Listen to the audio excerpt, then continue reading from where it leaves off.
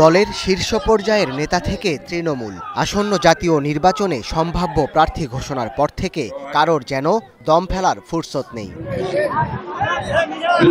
রোববার ঠাকুরগাঁও ১ আসনে নিজ নির্বাচনী এলাকায় ছুটে যান বিএনপি মহাসচিব মির্জা ফখরুল ইসলাম আলমগীর।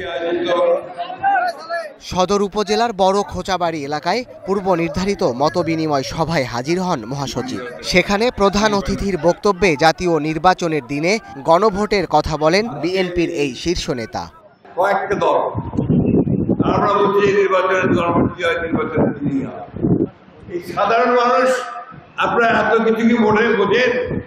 সত্যি কথা বলেন তো, এই গণভোট সনদ এইসবকে আমরা বুঝি এগুলো বোঝে শিক্ষিত সমস্ত উপরতলা থেকে আমেরিকা থেকে কিছু লোক আসছে এখানে এখন এটা আমাদের ঘাড়ের মধ্যে যাওয়া। বিএনপিতে যোগ দেওয়ার পর থেকেই আলোচনায় ছিলেন গণ অভ্যুত্থানে শহীদ মীর মুগ্ধর ভাই মীর স্নিগ্ধ।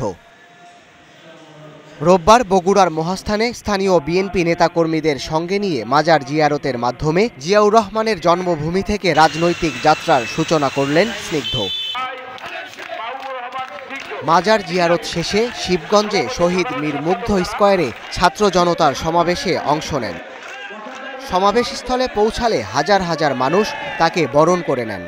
এ সময় তরুণদের সঙ্গে নিয়ে নতুন বাংলাদেশ গঠনের প্রত্যয়ের কথা জানান। এই জন্মভূমিটি প্রত্যেকটি বিএনপি নেতাকর্মীদের জন্য খুবই আবেগঘন এবং গুরুত্বপূর্ণ একটি স্থান। তো এখানে আসতে পেরে একজন বিএনপি কর্মী হিসেবে নিজেকে অনেক ধন্য মনে হচ্ছে এবং আমি বিএনপিতে যোগদান করার পরে এটাই প্রথম যখন আমি বৃহৎ আকারে ছাত্র জনতাদের সাথে গণসংযোগ শুরু করছি।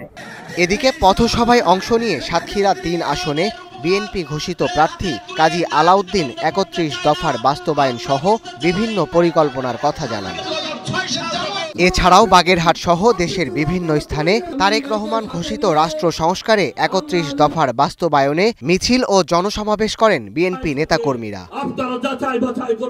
Saadat Shahed, star news.